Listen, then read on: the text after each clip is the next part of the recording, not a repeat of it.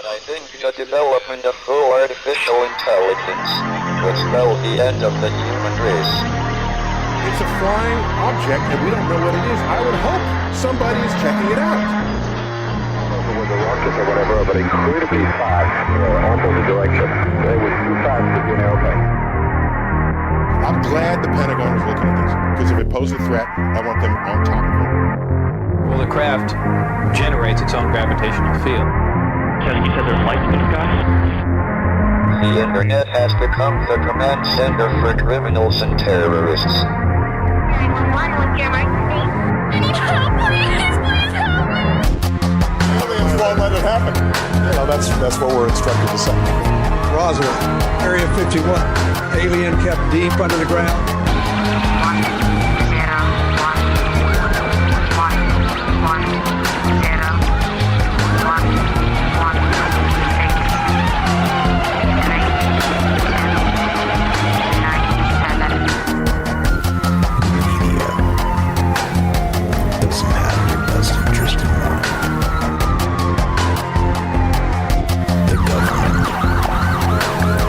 self-serving. You're here for a reason. You're listening to Troubled Minds Radio.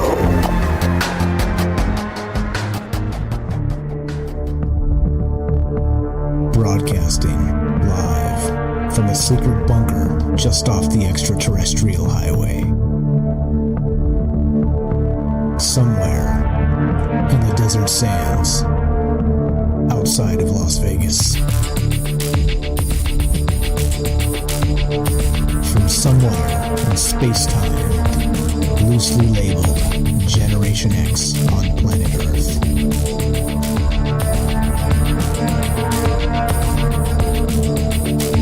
And asking questions of you in earnest into the digital darkness. Good evening and welcome to Troubled Minds Radio. I'm your host, Michael Strange, and hello to all of you who may also have troubled minds. What's going on, guys? This is the abbreviated version of Troubled Minds. As you know, over the years, we've done 2-hour shows, 3-hour shows, 4-hour shows. We're chopping these down to just an hour for the time being, maybe for the month of November here. But lots of things happening, lots of things, reasons to be excited about this. So don't despair. This is part 2 of what we started last night, which, of course, we were talking about Merlin. We were talking about the ancient beginning of what Merlin actually was, which was Myrddin Wilt. And again, it's a Welsh story that goes back to the 6th century, and there's a lot of really, really wild stuff with this because, of course, Merlin himself is probably the most famous wizard ever, right? I mean, that's probably the best way to put it, because I'm not exactly sure that there's a more famous wizard. Maybe Gandalf, but I think Gandalf specifically was actually modeled after Merlin. So, I mean, if I'm wrong here and there's a more famous wizard, well, definitely correct me. But it seems to me that he's the guy. He's sort of the guy in modern times. And what I mean, of course, is that it's not really modern. It's like 6th century. And it goes back to these stories that we were telling last night a little bit. And I'll revisit that just so we kind of reframe this tonight in this same sense. So we're, not kind of just showing up and talking about stuff that doesn't make any sense. But as you know, we're streaming on YouTube, Rockfin, Rumble, Twitter, and Twitch. We're broadcasting live on the Troubled Minds Radio Network. That's KUAP Digital Broadcasting. And of course, we're taking your phone calls as we normally do at 702-957-1037. That's 702-957-1037. You can click the Discord link at troubledminds.org. We'll put you on the show. I'll see you guys over there on the Discord as well. And hope everybody's well tonight. Happy Monday. Remember I said, as I've always said, Monday doesn't suck. It's your job that sucks. And there you go. That's probably accurate. So anyway, here we go. So back to where we started last night. And the reason why we did part 2 of this, we had 3 amazing calls. Thank you again to, I'll see if I don't botch this. It was Robert, Night Stalker, and Matt in California. Matt's Hell. Those are the 3 amazing calls we had last night.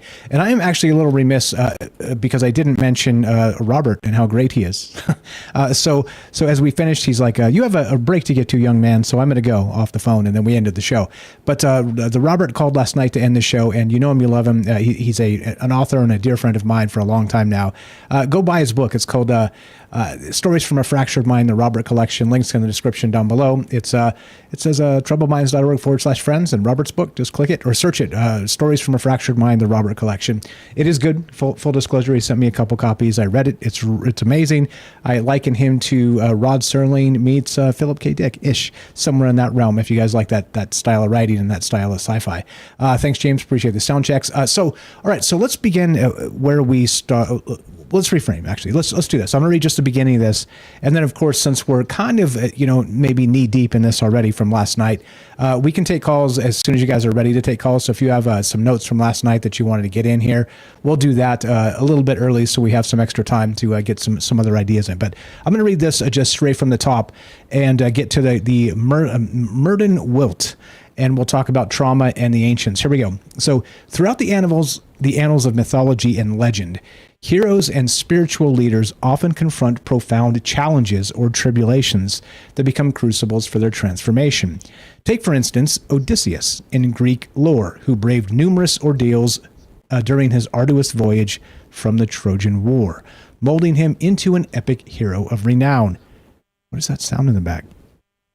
You guys hear that? Anyway, so in the tapestry of shamanic narratives, shamans often require their ethereal talents following episodes of intense suffering or personal crises. Such episodes, akin to a metaphoric death and rebirth, grant them the keys to the spirit realm. Turning to Buddhism, Siddhartha Gautama's ascension to becoming the Buddha was marked by his relentless meditation under the Bodhi tree. Determined to unearth the truth, he confronted and overcame a litany of human afflictions before his enlightenment. Now on to Odin, the All-Father in Norse tales, achieved unparalleled wisdom and magic through an act of ultimate sacrifice. He hung from Yggdrasil, the cosmic tree, impaled by his spear, enduring agony for 9 long days and nights to attain his gifts. Merlin, the enigmatic wizard of Arthurian legends, which is we're going to get to tonight, derived his arcane powers after harrowing possession by otherworldly entities during his youth. From this ordeal, he extracted a boon. In the sagas of Native American tribes, spiritual revelations often arise during sacred ceremonies, like the Vision Quest. This ritual, which entails fasting in solitude amidst the wilderness, serves as a conduit for spiritual metamorphosis, and which leads us to exactly what we were talking about last night. And as in specific terms, we're talking about trauma and the spirit of the ancients. And as I said last night when we got going on this, there is a lot of human trauma happening, not just in modern times, of course. Many of us are dealing with it currently. Many of us have had bouts with it in the past, and assuredly many more of us will have bouts with it in the future. But trauma need not be something as dark and terrifying as demonic possession, or sort of letting entities in and losing eternally a sense of ourselves. I think trauma is, again, I'm calling this Forged in Fire Part 2 tonight, because that's exactly what this is. I think usually and typically the challenging aspect of life is staring us in the eyeballs, looking right back at us and daring us to become the best of ourselves, in spite of the weight of the world, in spite of the weight of the cosmos, in spite of the weight of the human condition, and that we may only live for 100 years if we're very, very, very, very lucky. And so, who really knows how this plays in a larger sense with trauma? But I do see it as sort of a forged in fire, and not just our, let's say, soul, but also our mettle, also our determination, also all those things that really make humans wonderful. It doesn't happen spontaneously and naturally for many of us. We end up maybe in the depths of despair before we're able to sort of punch our way back out of it, metaphorically, not actually punch anything. Don't punch anything. You'll probably hurt your fists. Not a good thing. But that's really what's on my mind tonight. And it goes all the way back to this story of Merlin. Now, Merlin was mentioned last night, and one of the actual basis of Merlin himself was based on this ancient guy from the 6th century known as, let's see, where is it? Myrddin Wilt. Myrdindinwyllt, or translated, or as we know him today, Merlin of the Wild. This is, or Myrddin Wild of the Wild is what they called him. And he's a figure from medieval Welsh legend. He was a warrior who fought at the Battle of can I say it just like I did last night, Arfderydd, between rival northern kingdoms in the 6th century. This battle was said to have been very bloody and traumatic. Myrddin's side lost decisively, with many killed. According to the earliest legends, Myrddin went mad from the carnage and fled to the forest, where he lived for years as a wild man. In his madness, Myrddin gained prophetic powers and the ability to compose poetry. He became a mystical figure living close to nature and giving wise counsel. Different versions of the tale emerged over time. In one version, he was a bard driven mad by the horrors of war. In another, he was a prince who went insane when his sisters were killed in battle. In any case, he lost it. He got tired of the actual aspect of humanity where we're just lined up to kill each other. And we're still seeing it today. Again, this is the 6th century. And so despair is part of that human condition. There's no doubt about it. But I think talking about sort of the trauma in the spirit of not just ourselves in modern times, but the spirit of the ancients, this is an important aspect of who we are, who we're going to become, and of course the difference between the two, and the challenge from one to the next, because we've all faced trauma in one capacity or another. And even it doesn't have to be, battle and death. As I said last night, kind of that post-traumatic stress, that sort of thing. It doesn't even have to be that. Trauma could come from, gossip, or trauma could come from, something to that effect. And so it doesn't always have to be war and misery and death. Trauma comes from a lot of places. And so the question for you guys tonight, which we'll continue with the discussion, of course, is that what is this trauma thing? And why did Merlin, the original Merlin, go to the forest to seek, as we said last night, the 7 years in the wilderness to gain what?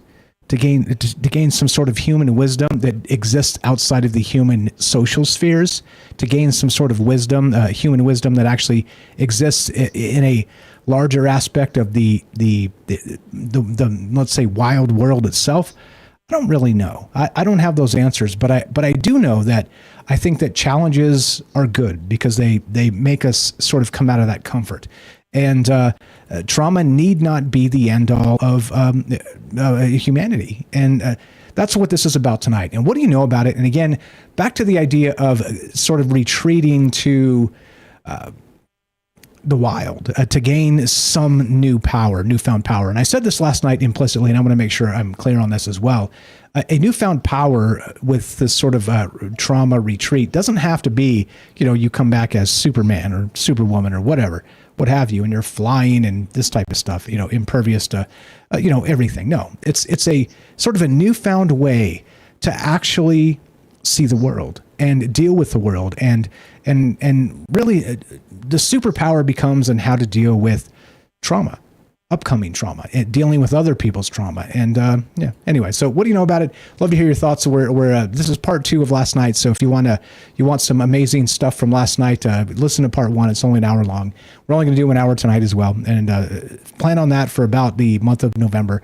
But then when we come back, I tell you what, we got a lot of amazing stuff on deck. So hang tight for that. I'm going to stop teasing it because it's driving people crazy. But we do have some amazing stuff on the way. And so stay tuned all the way through November, and we'll see December when it gets here. 702-957-1037. Talking about trauma and spirit of the ancients tonight, forged in fire. What do you know about it? And let's do it. Let's go to my good friend James Salcedo of Salcedo Paranormal. You know him, you love him. He just came back from the Michigan Paracon. So let's what's up, James? How you feeling tonight? I know you had a busy weekend, and of course, how do you feel? How do you feel coming back? Welcome to the thing, my man. Oops. Test. Okay, let's see if that worked. I got you, buddy. Go ahead. Welcome to the thing. Okay. Thank you. Yeah.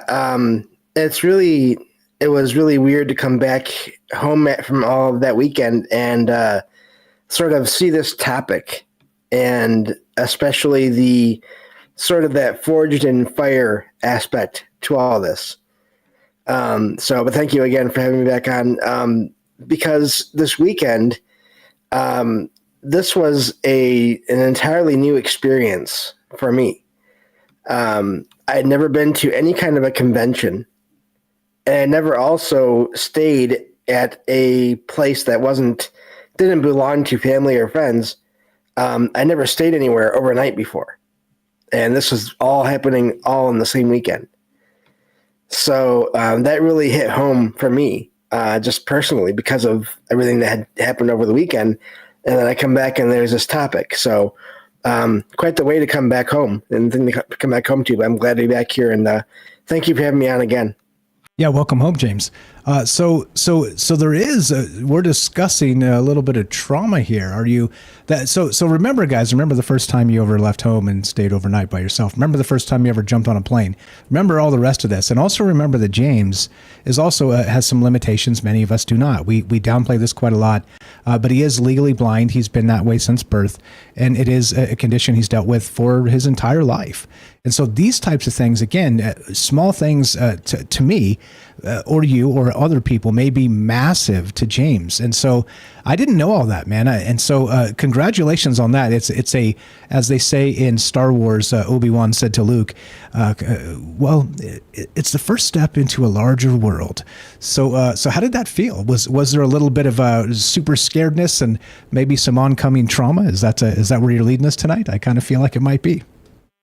Yeah, so just a couple of quick things on the vision part. Again, like you said, I don't try to play this up at all, and I'm not saying this as for sympathy or for praise, but just think of real quick. Imagine any time where you've had a bright light hurt your eyes. That kind of actual pain. That's sort of what I deal with all the time, to one degree or another. And that's why I wear the blindfold as much as I do. And of course, but then when I'm on my own in a place I've never been to before, I couldn't do that. I couldn't actually cover my eyes until I got into the hotel room. And I went to this event. I did have a ride from family. I was very lucky with that. But because of just finances and everything else, they weren't able to stay with me. But so just keep that in mind for the vision thing. Also, my hearing is really sensitive. So think of everything you normally hear and make it 10 times louder, at least. And think of all the things you don't hear that are probably happening all around, and then just make that at least a couple times louder so you do hear it. That's sort of what I live with all the time. And I can manage it at home pretty easily overall. But I was going to a casino resort and a convention. So it was just constant noise and sound. And I was there alone, and I did not know this casino or this resort at all. So I had no idea going in if I was going to be able to make it through or not without having to call for family to come get me and just take me home. Is what I was thinking. Yeah. That's casinos, man, have a way of just so much noise, just so much random people screaming, and there's slot machines making weird sounds, and people going, come on, roll me a 7, like drunk and screaming at the top of their lungs. I mean, hey, I've seen it often. I do live in Vegas after all, but yeah, you forget about it. I've done this. I become desensitized to it a little bit. You go and you expect a little bit of wild and craziness, but exactly, Matsell says sensory overload, and so you had that on steroids, basically, not real steroids, but metaphorical steroids, because you'd never been in this type of casino, and you're there by yourself, sort of disoriented a little bit, and of course, the let's say the trauma's creeping in. Is that accurate to say? Oh yes, and it took me. I must have spent a couple hours just wandering around the casino, and then getting to the part, like the convention center part of the place. It took me a while to just sort of figure out where everything was that I would need to go to. And to even get to the Paracon, and then to even find sort of where the restrooms were at, just all these things that, I mean, a lot of people can probably usually just look around at the frames of the doors and see, oh, restrooms over there. Okay. No, I had to do that. I had to go around the walls just to sort of see where people were coming and going to figure these things out. So, so it was really quite the experience. And again, I didn't know anyone there. And so it was just really odd. It was sort of a paradox because I was there in the middle of more people than I'm usually ever around, and yet I really didn't know anyone. And that's even harder. That's even harder. Yeah. So having a sort of just a struggling to orient yourself to the new place, and then also finding your room and all the rest of those things. I mean, yeah, talk about that. But then also, without all that, just being there sort of in a new place without knowing anybody, having sort of a bro to hang out with, it makes it hard anyway. It's very difficult to kind of break into the social circles, and a lot of those folks, especially doing it live IRL in real life, as I always say. But and a lot of those folks probably go to conferences a lot, and they probably know each other. And as I found out when we went to the one with Ryan Gable out here in Vegas, which by the way, there's going to be one this weekend in Vegas as well coming up. So should I go? Should I not go? It's at the Luxor, which is that pyramid actual hotel. But in any case, we'll maybe we'll take a vote on that Thursday night or something. I don't know if I should go or not. I'm not sure who's going to be there. I don't know. Like it is a weird thing. It is a weird thing, kind of being in the periphery of that, and I don't know. Meeting new people is scary. Let's just say that. But all right. So what else you got? Go ahead. Let me stop rambling. No problem. And so it was an amazing experience to do. And I made it through. I was able to get to the hotel room. The hotel I stayed at was not in the same casino building. So I also had to I had to figure out where to meet the shuttle bus system, where all those things were at too. So, so I made it through the weekend though. And I was able to pass out some, or basically place some of the business cards that I brought for my show and the podcast. And I made it back home. And it's still amazing to me that I did that and there were no major disasters. I didn't drop my wallet anywhere. Just things, that can happen. Nothing, there was no one stole anything from me. All the hotel bill, just all these things. And now the good thing is I know that I can go next year. I'm aware of that, and I can go if I have to. I can go alone next year. So that is an amazing thing, sort of that real life superpower that you're mentioning, that now I know I do have. I'm sort of still paying for going because, as I said in the chat earlier today, I've been worn out and my eyes and head have been still they're still sore, but it's stuff I can deal with. I'm used to. So, and now I know I can do that, and I'm looking forward to going again next year. But just once a year is good enough for me. Let's see. I'll see if I can peel off some time and maybe go hang out with you. No promises, because of course lots of things in motion, but that would be amazing to be able to go to a Michigan Paracon with James Salcido. All right, so regarding again, Matt Salcessi came back with new powers, and I think that's it. So not just a new level of confidence and sort of kind of accepting that challenge of what next year may bring in the same capacity, but also a way to kind of understand that you are, let's say, probably a little bit more in your human metal than you maybe even gave yourself credit for. I didn't realize all that stuff was a thing, and so you going as you did is it's impressive, man.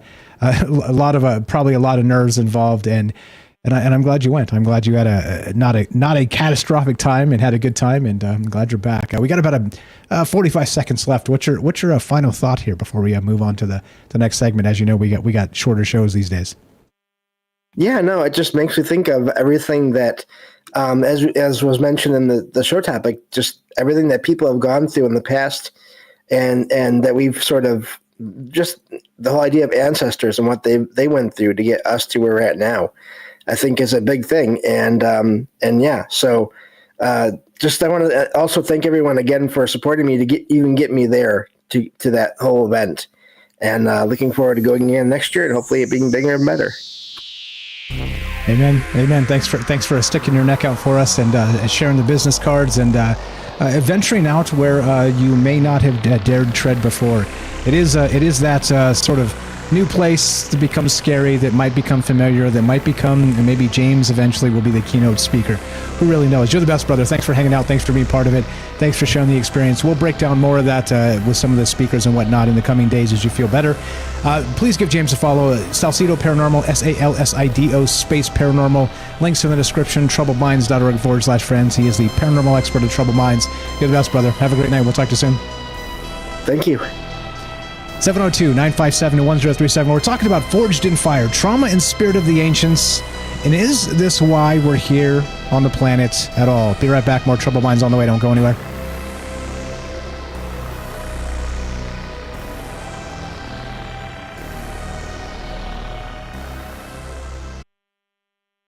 Have you ever tried? Check out Spirit Magica Crystal Shop and use coupon code.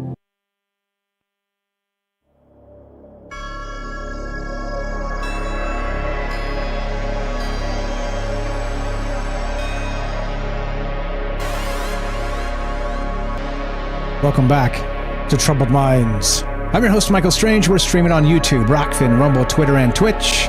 We're broadcasting live on the Troubled Minds Radio Network, that is KUAP Digital Broadcasting. Tonight we're taking your calls as we discuss trauma, but not trauma in the Vecna of Stranger Things way, where trauma allows the demons in. We're talking about the ancients and how many of the old stories are actually based on this forged in fire idea, where the shamanic journey is not just a journey of enlightenment, awakening, and the rest, but it's also a temptation of the soul. It's also a that journey into the 7 years in the wilderness, as it's been said. That whole idea of sort of facing our deepest, darkest fears and then emerging triumphant as part of it. And that, to me, like I said, resonates quite heftily in what this is. Look, we do this, and you'd never know it, but I'm not a people person. Number one, I'm not a public speaker. Number two, I always had problems when I was younger dealing with trying to formulate something to say from the 44 thoughts of just blazing through my mind, being able to untangle it and have like a real conversation with people. It's not unique to the human population. I'm sure many of us have experienced that, but this has sort of been a face the fire, forge those skills in the fire of, well, you're going to make mistakes. But as they say, if you fall down, if you don't get up, what are you doing? Get up and try again, get up and try again. And here we are 5.5 years later of Troubled Minds. And I would say I've improved a little bit. And am I pro? I don't know about that yet, but I'm definitely a lot better than when we started. But in any case, we're talking about this forged in fire, trauma and spirit of the ancients. Now, whatever his origins, Mirrodin Wilt is portrayed as a reshape of trauma and grief into a magical gift. And this is, again, one of the original characters that was based on Merlin. Or Merlin was based on this Mirrodin Wilt, or Mirrodin of the Wild. And so he became a legendary wild man and seer of the woods through his suffering on the battlefield. Later legends blended Mirrodin's story with that of the magician Merlin from the Arthurian myth.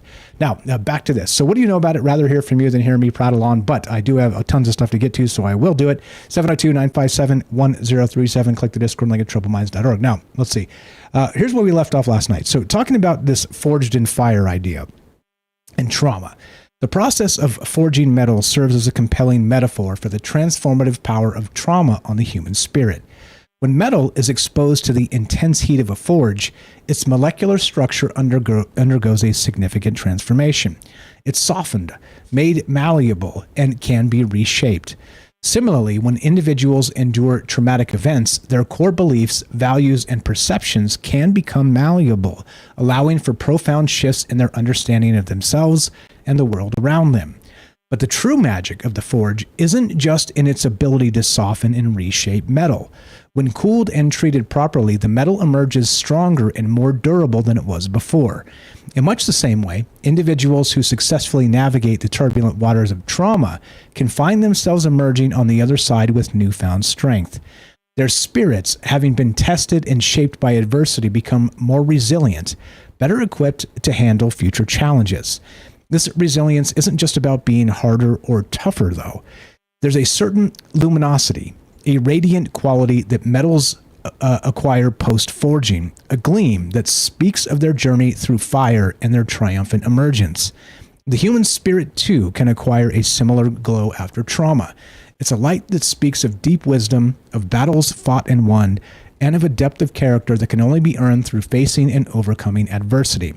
It's a poignant reminder that the most beautiful and powerful things often have their origins in adversity. Just as the most exquisite swords are forged in the hottest flames, so too are the most resilient souls shaped in the crucible of life's most challenging moments. I'll mark the place there. We'll get back to the rest of this in a sec. But that, like I said, resonates quite a bit with me for a lot of reasons. As I've said in the past, I don't want to. These shows are too short to do normal Michael Strange rambles. But in the past, I have had trouble with a lot of things, as many people have. I'm not unique there, but it does sort of who I've become today is a testament to those struggles and how. You do pick yourself up and dust yourself off and keep on trucking as a result of that. Keep on trucking, the old troubled minds phrase. Still lives to this day. But I'd love to hear your thoughts. And again, it's weird, right? That it seems like some of that shamanic journey is a journey into trauma, into some sort of personal crisis, or even, dare I say, like a manufactured crisis in some cases, and as part of the shamanic journey. And I don't mean that like we're, getting in our own way. Of course, that does happen, but I don't mean it as the trauma that we experience is exactly that. I think there's some other part at play here that is supposed to challenge us. And if that's the old, well, I don't know. Like I said, the shows are too short for normal Michael Strange ramble. So shut up, Mike. So let's see. What do we got? Back to this. So, okay. Now, so and here's the thing too, regarding not just our trauma and how we fit into the larger scope of the universe, possibly experiencing itself, as Night Stalker was talking about last night a little bit. Maybe we have this sort of cosmic balance at play as part where it's difficult to become. Well, think about this as a thought experiment. How many people do you know who've just like been born kind of the golden child and just skated through life without any problems, and they always know the right thing to say at the right moment, and just they seem just gifted in some otherworldly manner, let's say. And I'm asking that because I don't know any, not a single one. And I think that's exactly part of the point, is that we're all sort of struggling with something, like I said last night, and how it fits into the larger context of the cosmos, or what it means to be human, is probably the most basic element of all this. And you can look at it through the lens of alchemy, again, back to this forged in fire bit, or, not just with Murden of the Wild and his, battle that he lost, and just the horrific cruelty that he witnessed in his kingdom, and ruin and downfall, and his king put to the spear. He vanished. He took off to the woods and came back better and wiser, more wise than ever, I guess is probably better to say. But does that resonate with anybody? Like I said, got about 19 minutes left if anybody wants to pop in here. Otherwise, I'm going to read from the script, and you don't want me to read from the script, but I will. I'll do it. So speaking of this sort of equilibrium of trauma forged in fire and a more resilient spirit. So think of it this way: the forces of dark and light always in opposition. Negative and positive constantly ebb and flow in a harmonious rhythm, which we talk about often on the show, the yin-yang aspect of reality, basically. But this cosmic balance, ever-present, influences not just celestial bodies, but the very essence of human existence. At various points in life, individuals may inadvertently tap into this cosmic balance, especially during moments of intense trauma. Such experiences, laden with overwhelming emotions and vulnerability, can create fissures in one's protective barriers, allowing the darker energies of the universe to seep in, like we talked about with trauma, demonic possession, this type of thing. These energies, often visualized or felt as demons or malevolent influences, can sway individuals, pushing them towards despair and hopelessness. However, the beauty of this cosmic balance is that where there is darkness, light is never far behind. Overcoming trauma becomes an act of drawing upon the positive, radiant energies of the universe. It's a journey of realignment, a quest to find one's center once more.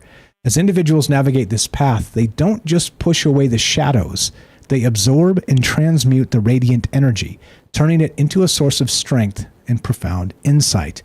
And that's what this is about. Not just a last night's show, but tonight's show as well. Because like I said, we needed a part 2 because we had some fire calls. And we do have some time for you if you want to be part of it. 17 minutes and counting, and the show will be over. We're just doing 1 hour shows. So in this metaphysical ballet, trauma and recovery become pivotal moments. Moments of tension and release that shape the narrative of one's life. And just as stars shine brightest against the backdrop of the night, the human spirit, having wrestled with its demons, emerges luminous, enriched by the very challenges it has surmounted. And I know, look, there's a lot of ways to look at the term demons, whether they're real entities, if you believe that or you don't, or whether they're metaphorical, staring our demons in the eyes and, taking on the challenge and emerging triumphant, as said there in the write-up. But beyond that, I think that's why I'm here, to be perfectly honest. It's part of that. It's part of a growth of myself, and hopefully as sort of doing this so publicly that, maybe somebody somewhere can get something out of this that means the world to them. And as I've always said, that's what this has been about for me. And I said even last night that we have this long form of trauma as part of the troubled minds aspect of, we're all feeling it one way or another. And we're all in sort of that cycle one way or another. And hopefully for now, we've emerged victorious for the time being, because as we know, things change and things get weird.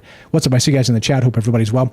But if you have anything to add to this, like I said, time's ticking, 15 minutes, and we're done. We only 1 hour shows for the next month or so, which is easy for me. I can, slow down a little bit if we're going to just kick it and wind this down to the final bit here. But I don't know. This idea to me is not just Merlin. It's that entire shamanic experience. It's that entire sort of taking off to someplace where you need a full on.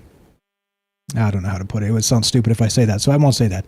I'll just put that in my back pocket and continue. So, however, the journey of healing and overcoming trauma is akin to retuning a musical instrument. We'll go on to this now. As individuals process their experiences, confront their emotions, and rebuild their inner landscapes, their energetic resonance undergoes a transformation. This recalibration results in a frequency that is distinct, evolved, and often elevated from what it was before. This new resonance, fine-tuned by the trials and tribulations of trauma, vibrates at a level that might be discordant with negative energies or entities. These malevolent forces, often visualized as demons or dark influences, might find it challenging to latch onto or influence an individual whose energy has been refined by their experiences. And we've heard this before, the sort of low vibrational entity or low vibration thinking, or even with the Robert Monroe stuff with his out-of-body experiences, having these low vibrational entities sort of collect around him as he was sort of passing through this cosmic curtain. A lot of really weird stuff that plays in this aspect, and that's what it's about. It's about trauma. That's what it's all about. And like I said, I do know that. And I think it's important to point out that when those things are in your face, when you're in your darkest moment, this type of talk seems ridiculous, seems incredibly, just stop, Mike, that type of thing. But I do think that sort of keeping that positive aspect in your back pocket, even if you don't believe it in a moment, is probably what's going to lead us through. And I don't mean just me or you. I mean humanity in some aspect. And there's the whole concept of true evil, and it does exist, and a lot of things at play here. But I don't know. What do you think about trauma? And do you think that it is part of a sort of reforging of the soul to come back more resilient, and even let's say superpower style, as we described with Merlin and some of that stuff? It seems to me that it's complicated, but I think that as I always talk about these big ideas, I'm not scared of big ideas, or even sounding incredibly stupid on a mic, because, well, welcome to Troubled Minds. But anyway, so. Let's see. Okay. So trauma in its overwhelming potency has the capacity to fracture the very lens through which individuals perceive reality. Now, this is the weird part when it gets to this, because we have this going on. It's as if carefully constructed mosaic of beliefs, values, and understandings is suddenly and violently disrupted. This disintegration, while initially devastating, presents a unique opportunity. In the debris of shattered perceptions lies the chance to reassemble, to reconfigure and expand one's consciousness. And that fits very well into that Chapel Perilous bit, where we find ourselves sort of in the human aspect with 2 feet on the ground, in the real world of Earth and, sort of with the earthly problems of these types of things. But in the end, we are cosmic entities. We are stardust. We are these things that we've talked about on this show quite often. And even, as Yoda said, what do you say? Luminous beings are we, not this crude matter. And yet, sort of as that low vibrational aspect, if we're kind of stuck in earthly ways forever, aren't we missing like a large part of the puzzle here? I think so. And I think that's what this is about. So I don't know. What's up? I battle depression every day. There you go. What's up? Shout out Ben in the chat. I mean, and that's the thing. That's why we need to talk about this, because it's not just me. It's us. It's a lot of people dealing with a lot of things. And it is, sometimes it feels like that darkest moment. But as they say, and as the tropes go, that just before the dawn, just before the dawn is the darkest point, I believe is how it goes, something to that effect. And yeah, I don't know, 8 minutes. If anybody's got a call, wants to pop in here, and if not, we'll can this idea and we'll come back tomorrow with something new. And yeah, I don't know if anybody's going to be at that actual thing tomorrow, or not tomorrow, coming up this weekend. Let me know, because I'll definitely go down and say hi if anybody from Troubled Minds is kind of within shouting distance of Vegas, or maybe even lives here. I'll come down this weekend and say hi and hang out for a minute. But that's the thing. I don't know. Like if nobody's going that I don't know, it just seems less fun to go to try and be like, hey, what's up, guys? I'm a weirdo too. Don't you know me? I'm a weirdo. But if you don't, it doesn't matter, because I'm still a weirdo, and I love these things and these ideas. And anyway, so yeah, there you go. Like I said, it is a little bit strange, as James kind of just said there, when you go stranger in a strange land sort of situation. Let's see. Back to this then. All right. So let's finish this up. So as individuals embark on the path of healing, they are often compelled to question and reevaluate the foundational elements of their worldview. What once seemed immutable may now appear transient. Assumptions that were previously taken for granted might be dissected and scrutinized. This process, though arduous, is akin to a sculptor chiseling away at a block of marble, gradually revealing the masterpiece within. And back to that Chapel Perilous, it is that sort of cosmic juxtaposition of what it means to be human, and both feet on the ground, and sort of kind of realizing we are cosmic entities. As Yoda said, like I just stated, luminous beings are we. And I think he's right. I think he's spot on. And I know he's just a puppet from a fictional movie, but it doesn't much matter, does it? If the line he says is poignant to the human experience. Yeah, there you go. What's up? Terp says, you just described the whole reason I like to rave out of state. All right. I'm not sure what that means. 702-957-1037. Click the Discord link at troubledminds.org. We'll put you on the show just like this. What's up, Daryl in New York? How are you? You're on Troubled Minds. How you feeling? Go right ahead. Okay, hi, Michael. Good topic, and I felt like calling in. I had a couple of ideas about this and stuff I've been listening to lately. I've been kind of on a deep dive because, fortunately, a friend of mine came down with a cancer, and I'm trying to see if there's anything, besides conventional medicine, of course, to heal him. And you find out a lot about health. I think, when people are traumatized by an illness, or by, finding their whole paradigm is not what they thought, or they always believe the government would lie to them, and, suddenly they go off the grid, like your Merlin friend did.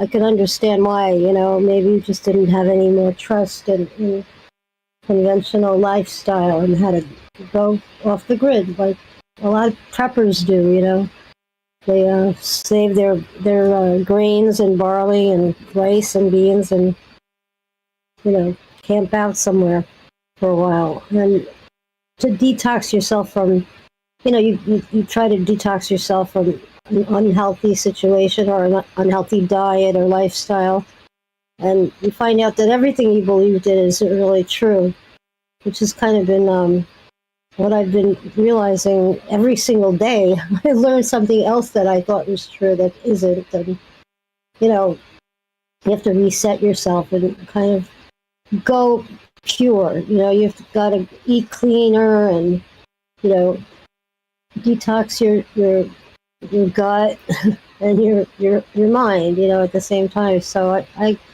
understand. And by the way, congratulations, James, on accomplishing that great weekend. Yeah, you know, these are the things people do to clear out their heads, or, you know, detox their diets. I mean, I'm learning so much about, you know, you could even like reverse a lot of illnesses by changing your diet and changing your lifestyle. And that's a severe change of lifestyle, to go off the grid or go into nature. You're completely right. Now, please be careful about what you say, because Big Pharma is listening, and they don't like us talking about taking care of yourself by eating right and exercising, because it's antithetical to what they're doing. So be very careful about what you say, please. Which is real funny on that in that regard. We just 2 days ago we got an old show from June of 2019 taken down off of YouTube. It was about chemtrails. It said chemtrails are the scientifically known as stratospheric aerosol injections. And we did the whole show just based on that. Well, this show was just taken down from, again, June of 2019 for medical misinformation. So yes, exactly. Exactly. So that's why I'm saying, just be careful what you say, or they might just instantly nuke this show. So go ahead. What else you got? Can you imagine? Yeah, medical misinformation. So yeah, I'm just saying, it's incredible, you know. I don't know, I'm concerned about all kinds of things. I'm concerned about electromagnetic frequencies and all that kind of stuff, but I'm not going to talk about that at all. But, you know, there's all kinds of things that can really harm you. And, you know, it's funny, like the simplest thing, I just found out coconut oil was, you know, discovered to help one woman's husband reverse all of his Alzheimer's symptoms. Coconut oil. I mean, something so simple. Didn't I just tell you not to? No. I'm just saying one person help one person. It's not a cure for everybody, right? Come on, Daryl. Daryl. That's exactly what I was telling you not to say. Come on. You're killing me. You're so right. All right. So getting back to basics. So anyway, that's a way to get back into nature, to get back into the source.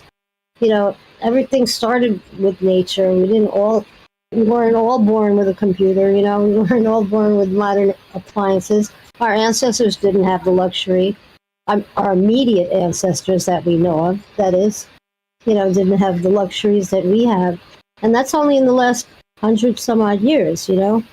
So, I mean, our immediate grandparents didn't have all these conveniences. They had to go and get their water from wherever, you know, and I mean, gosh, their day must have been something else, you know, like you can't even imagine, you know. They didn't even have coffee then, you know, or whatever. Yeah, right. So, you know. I can't imagine a reality without coffee. I'm sure they had some probably better than coffee, if we're being real. But yeah, it is a sort of back to that natural idea of, again, heading into the wilderness and kind of eschewing. And there's a lot of metaphors there, by the way, you know, kind of turning your back on human society and sort of going back to the old ways. We talk about this often in lots of different sort of tangents and ideas, but I think that's it. I think it has a lot of merit there, in that I don't think the term 7 years in the wilderness is any more apt than that, because it's sort of like a reframing of what we are and what we do, and what are we going to do when we get back?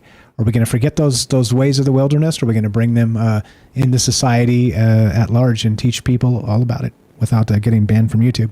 Go ahead. What else you got? Exactly. We got about a minute and a half left. Go ahead, sir. Sorry, I almost called you sir. You know, the knowledge of our ancestors is going to be diminished, or just, you know, it's going to just disappear. They can rewrite history in one generation, and it looks like it can happen. So, you know, we've hopefully maintain some of the old principles and the old lifestyles and our old nutrition, you know, even just simple things like nutrition. It's so important, you know. Anyway, just getting back to basics is not all that bad for just about anybody, you know, if they want to get clear-headed and healthy. And health is wealth, and that's about it. Amen to that. I'm really sorry to hear about your friend. If you guys could best wishes, prayers, vibrations, frequencies, all that good stuff. Whatever you got to send, whatever you believe. I don't want to change your belief system. Just it doesn't hurt to send good thoughts out into the ether for your friend. You want to share a name or not, or is your friend good enough? You wouldn't know him. You wouldn't know him. No, I don't. It's better I don't. Okay, that's why I asked. That's why I asked. It's all good. Okay. Appreciate that. So you're the best. Thanks again for understanding about the short shows. Thanks for popping in here and saving my ass as you normally do. And you're the best. Anytime. Thank you. Great show. Great topic. Thank you. Keep it. We'll be around. Thank you. That's Daryl in New York. You know her, you love her. She's got a YouTube channel. Link is going to be in the description down below, troubledminds.org/friends. She sings in English and French. She's got a YouTube channel with paranormal stuff, some Morgellon stuff, all kinds of amazing things on her channel. And if you haven't followed it yet, again, it's free. She's been a good friend for a long time. Very smart, as you can tell. And go follow Daryl. If you're not following Daryl, I don't know why I know you, or you're no friend of mine, as the saying goes. So yeah, there we go. Let's smash the button and we'll get out of here. Appreciate the phone calls, both James and Daryl tonight.